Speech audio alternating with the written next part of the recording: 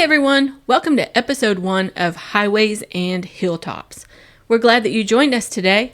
I'm Jodi. I'm Charlie.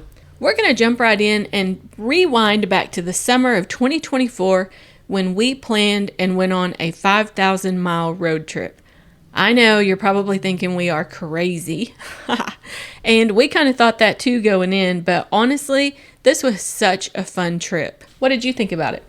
Oh, it was great. The really neat thing about these trips is they can be so economical, right? You get to spend a lot of time with your family. So most of us can afford, 20 days in certain destinations. But on this type of trip, these little road trips, especially in the vans, sky's the limit, right? You can go anywhere you want to go. It's really, really convenient.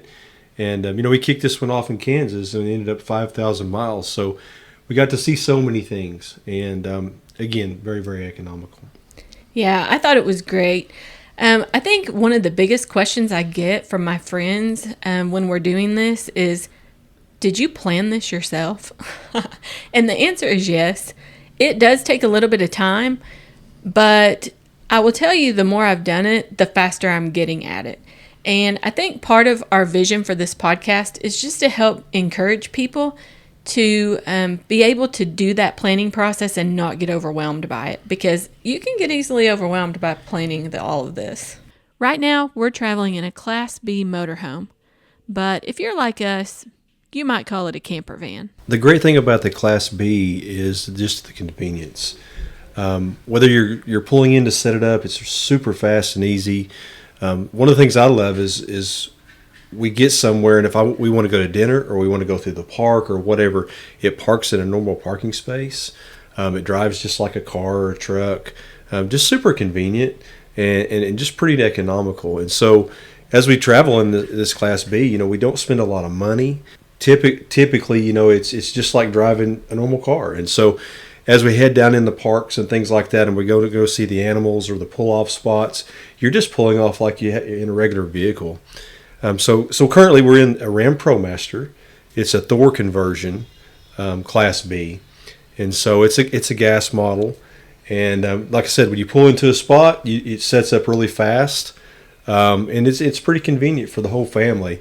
And we got places to sleep, we got places to shower, we got places to cook. So just a really convenient method for us to get around. Yeah, I think whenever we decided to buy the camper van, we were coming out of a 42-foot fifth wheel, and so we downsized drastically. A little bit of our concern was we weren't really sure how the gas motor would handle the mountains, but man, we have really been pleasantly surprised by taking this van all through the mountains. We went to Glacier National Park and Yellowstone, and thus far we have really had nothing but great things to say about our Ram ProMaster and the way it handles the inclines and even the engine brake that it has on it to help whenever you're going down steep grades. And also the gas mileage has been pretty phenomenal. When we started going up to the Going to the Sun Road, they warned us and said, 20 feet or 22 feet. I forget exactly what the length was. And man, we got through there just like we were in a car. So it's really neat when you're traveling with our pets, with our kids, and having everything you want. So if someone wants a snack, I remember we pulled off into one of those parking spaces, and I made breakfast burritos for the whole family before we went on a long hike. So that was really, really fun and convenient. And we're not necessarily the earliest risers, so to do that right there in the parking lot before we go into the park, it was really cool. And of course, our dog, right? So we have a dog with us, so that makes it easy. And when you leave and you go into a park and say like we get all the way through, say like a Yellowstone, and we're on the other side, if we decide we don't want to go back, we don't even have to go back to our camping spot. So we just sometimes even just take off. The convenience of it is probably one of my favorite things. We have everything right there. If we get halfway through the day and we're hot, well, we have all of our clothes with us, so we can just jump in the van and go change. Or if our feet get wet and we need a new pair of socks, sometimes it's the little things when you're out in the mountains hiking that mean a lot. And to be able to, all of our snacks are right there. So it's really convenient to be able to go grab a snack if you get hungry, as long as you're not too far away from your parking lot. So we've really loved our van. and the convenience of it. We do travel with a 17-year-old and a dog, and so together there are 3 humans and a dog in that thing, and it can get a little bit cramped at times, mostly at sleeping time, but we figured out a way to work around it, and we would love to cover all of that in detail when we get really into our trip on the podcast. We're so glad you tuned in today. Our plan for the podcast is that we will talk you through the planning and the execution of our trip, and then also the lessons learned, because there's always a few of those. And Charles has also gotten to work on the van a lot. Yeah, get ready. It doesn't matter. We've had the fifth wheel, we've had the van. Being an RV owner or camper, everybody knows you might as well just get ready to learn how to be a good handyman. So if you're not, get on YouTube, figure it out, and work on this thing, because you're going to get plenty of opportunity. It really doesn't matter which one you buy. Yeah. So with that, we'll jump right into our 2024 summer road trip.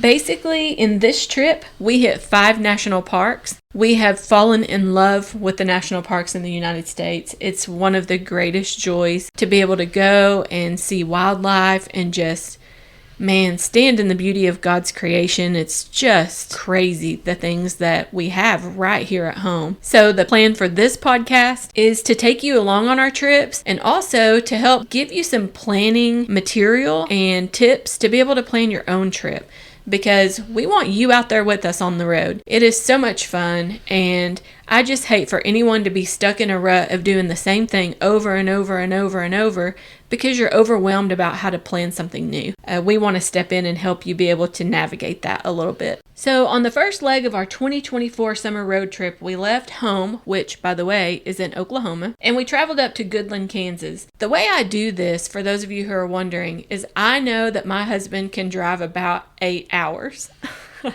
And what we figured out is somewhere between 6 and 8 is a max to keep us happy. That's going to differ for everybody. Some days we drive 10, but I really try not to do that because it just sucks the fun out of it.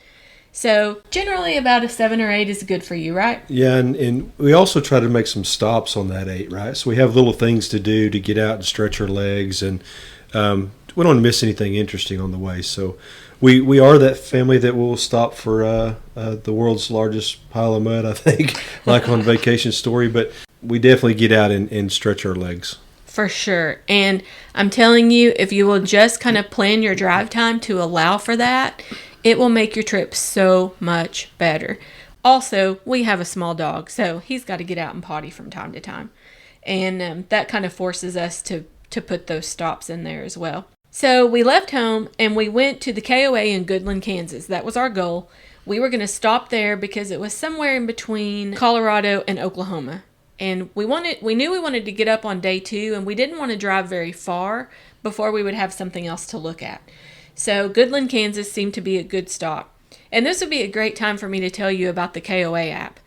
KOA has an app. If you are an RV person or just a road trip person, you really need to think about KOA. What I really love about KOA is that I know what to expect.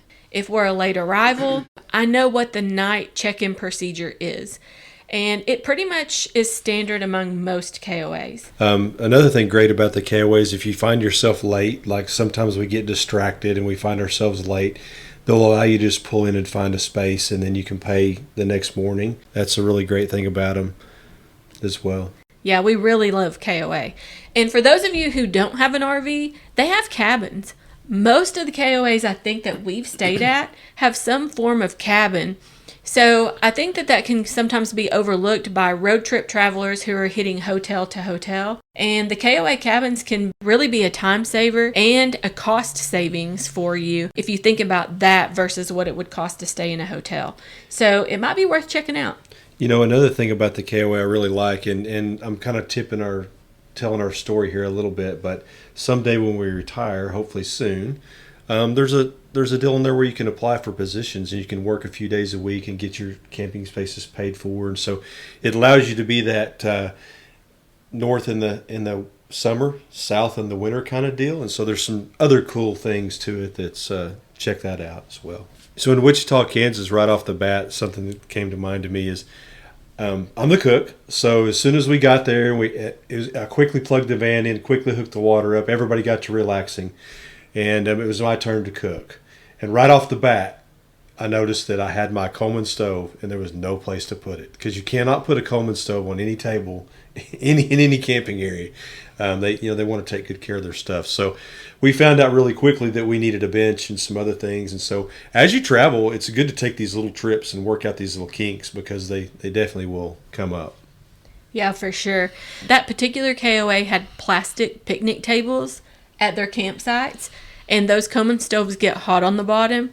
And I guess what's happened is people leave their mark, if you know what I mean, melt part of the table with their Coleman stove. So that was definitely something we didn't think about. They do make a nice stand for the Coleman stove.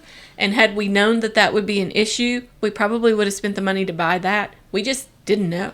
The good thing is before we left, we threw some pork butts in the smoker. So we had a big container full of all this smoked meat, right? So we made some barbecue pulled pork burritos. We were happy. Everything's great.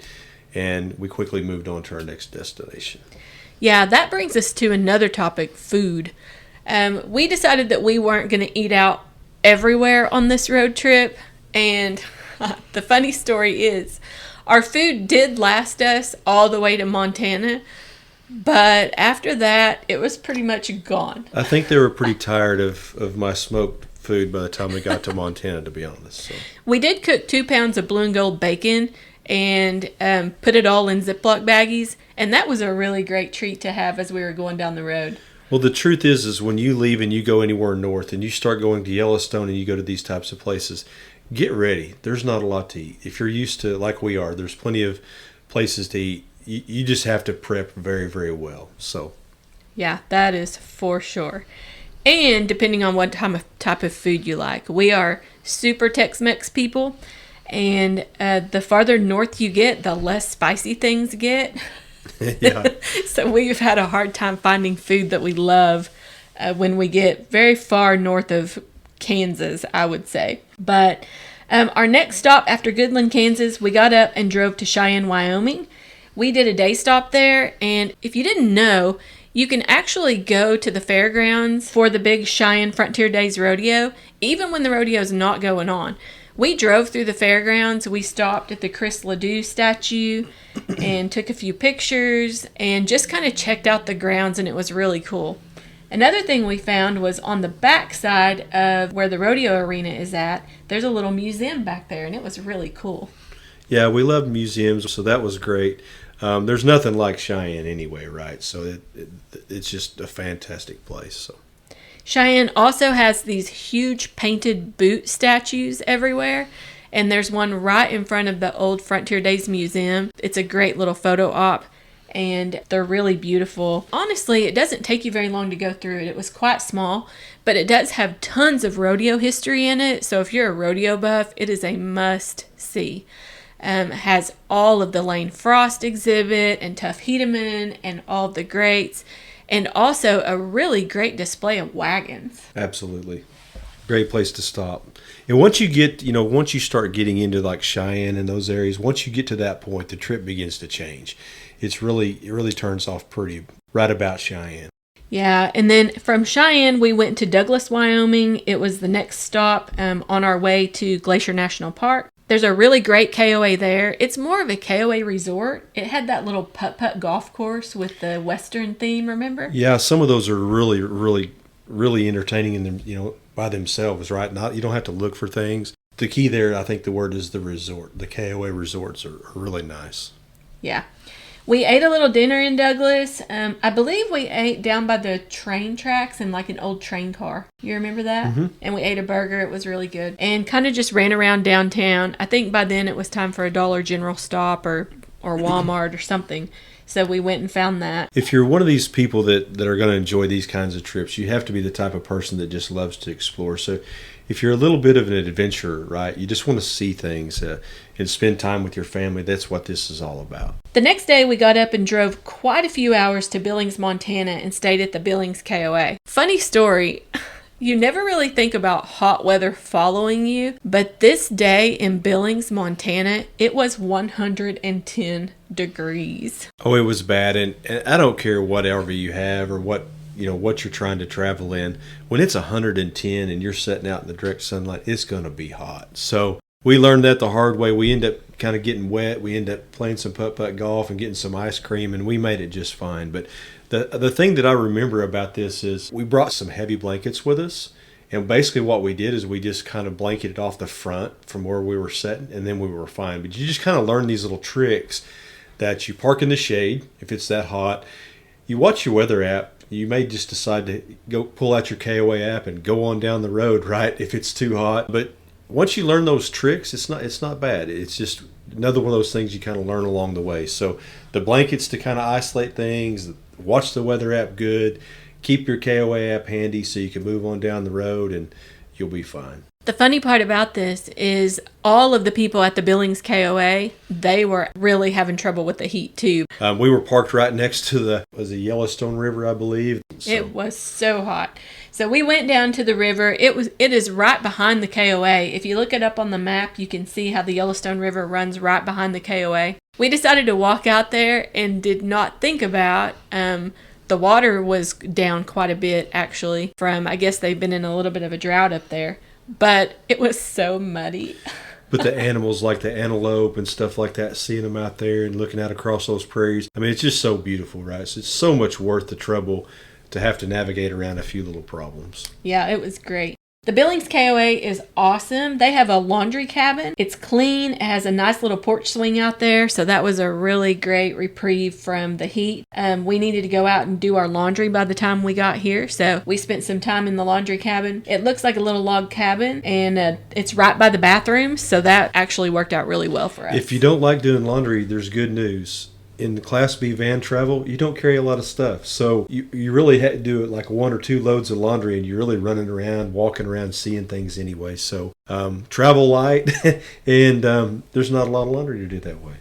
That's very true. This Billings, Montana KOA is also a resort. They have a great big pool and I'm wondering why we didn't get in it now. I guess we didn't bring swim stuff. They also have putt-putt golf and we did play that even though it was 100 degrees. Yeah, I mean, don't overpack, but be ready for everything, right? So you could get into a place that's a little warmer than you expect. I mean, especially in any of those mountains, as we get farther down the trip, layers and things like that's really, really important. Yes, and they also had a snow cone food truck right in the parking lot. So that was really cool. And it was also very popular, as you can imagine, on 110 day in Billings. Also, while we were there, we saw that Disney-themed RV. You remember that? Yeah, it was huge, and it had every Disney character in the world. So you meet some of the most interesting people, some of the best people, too, that I've ever met on these trips. And there's one of every kind, that's for sure. Yeah, that was fun. After we left Billings, we trucked on into Great Falls, Montana. That would be our last Walmart stop before we got to Glacier National Park. There should be a highway sign that says this is your last Walmart before you're going into the frontier, because this is the place where you plan your meals, right? So we bought steaks and different things like that, but we more planned for 2 nights rather than where we were going. So again, in your off time when you're not Class B vanning it or RVing it of some sorts, you need to be practicing with recipes and playing around, because good food is always important on trips, right? I'm just not going if there's not good food. But you definitely, once you start getting north and you start getting to this place, this is the place to stop and stock up. It is for sure. Now, here's another great thing about the KOA app. We were actually going to stay in Great Falls, but when we got up that day, there was like almost half a day left, and we were like, why would we stay here if we could go on to the park? But I'm going to tell you some bad news. If you want to stay in any RV park or any lodging that is right outside an entrance to a national park, you have to book extremely early. Those need planning for sure. Yes, like for instance, if you're wanting to go to a national park and stay really close in lodging this summer, and we're recording this on March 2nd, you're already a little bit behind the 8 ball as far as planning is concerned for your lodging. These are trips that you have to plan as soon as lodging opens for the summer, you need to be making your reservations and then just canceling them later if you're not going to be able to make the trip. And those are specifically, keep in mind, most travels, this is easy. We commonly go get in our van and take off somewhere and then worry about it later. But when you get close to a national park. Yeah, for sure. So what I did was I called up the St. Mary's KOA, which is on the east side of Glacier National Park. We already had a 3-day reservation there, but at this point we were like, we can stay in Great Falls or we can just call and ask. So I called the front desk and he looked in the book and said, you know what? I do have one spot, but it doesn't have any sewer hookup. We already had a spot for 3 nights that had full hookups. So we were like, we'll take it. Well, the great thing is when they tell you that there's no sewer hookup, that's not a big problem. That's not a deal breaker because all of them have a sewer dump. So it's pretty easy. Again, if you're in a small rig, you just go up to the dump, you come back. You're probably going to go up for ice cream or something that evening anyway. So, hey, it's not a big deal. And so, a little bit about St. Mary's. This is the coolest place I think we've ever stayed. All those aspen trees and, the elk just wandering through the camp and Yes. the bears and I mean, it's just so beautiful. And then the cool thing is I can see the entrance to the national park from this campsite. So you're really kind of in the same mountains. You're already entertained there. Great thing about these national parks is they're cheap for people to get in. It's a lot of family entertainment and, a lot of people utilize them. And of course, they'll teach you all about when you're cooking, you're very careful. You don't leave things outside. So when you get to bear country, things change, right? So everything changes. All bets are off in bear country. You watch what you're doing. You watch your pets, things like that. You just be safe. And you definitely don't leave any garbage or grease out or anything like that. You clean up after yourself when you cook. For sure. And yes, I will echo that. The views of the Rocky Mountains from the St. Mary KOA, it's magnificent. I mean, when we pulled into the KOA, I was like, if this is what it looks like in the KOA, what in the world are we fixing to see when we get into the park? So it was really magnificent. And by the way, the KOA staff there was top notch. There was a little coffee shop in the gift shop and a grocery store and laundry facility. The bathrooms were really clean there. It was really, really awesome. And that's the KOA that had that great big family cabin. Yeah, absolutely. So there were the little cabins too, right? And then there was the big family cabin. So there's kind of something for everybody. And I noticed a lot of tent campers down in there too. So you can rent and the nice thing about tent campers is they're almost never completely booked because they can kind of camp anywhere. I will tell you, when we retire, St. Mary's is high on my list for a place I'm going to stay through the summers and work and, some big extended stays there. Yeah, it's really awesome. And in another episode, we're going to cover all about the national park reservation system, the vehicle reservation, the park pass, the timed entry, all of the things. But the good news about the east side of Glacier National Park is, as of this moment, at least in 2025, you do not have to have a vehicle reservation to enter on the east side of the park. So there's not a lot over there, so you do need to know that. There is a little grocery store. There's a hotel that has a pretty fancy restaurant in it. And then the St. Mary Visitor Center also has a restaurant. We didn't end up going over to that one, but there's a gift shop. And then I believe there might be... And St. Mary's KOA had some really good they had a really good grocery store. I mean, it was more than most, right? They realized that it's a pretty good trip, but you could get ice cream and you could get things to cook. You could get charcoal and gas and all the cool things. And they even had some gifts and some medical supplies. And it was really, I think you could stay there for quite a while and not have to drive anywhere to buy groceries. Yeah, I think so too. And also, it's really close to the mini glacier area. So if you're planning to travel to that area of the park and you want to stay at the St. Mary KOA, it's just about 10 miles around there. It is a gravel road. I don't think that we knew that. And at least it was when we were there in 2024. They were also doing some chip and seal work on it. So it could possibly be a little more paved. But from what I've read, apparently that is a road that's really hard for them to keep up with the winter weather and things like that. So just be prepared for that. And yeah, always check online to the national parks before you go because there's always something going on, right? So. Yes, for sure. Well, I think that probably wraps up episode 1 of Highways and Hilltops, and we have made it to Glacier National Park. So Join us for episode 2 when we will explore all things Glacier, and for our upcoming episodes where we'll take you along, recapping some of our favorite trips, and then also planning for our 2025 summer road trip. We're so excited to share with you guys what we have planned, and it's going to be epic. Epic. Yeah, yes. Absolutely. 21 days, right? 21 days. Yep. And so we every year we just go crazy about planning this one trip. So yeah, so stay tuned so that you will know what we've got up our sleeve. Thanks everybody for joining us for Highways and Hilltops. I guess we're signing off. Till next time. Bye.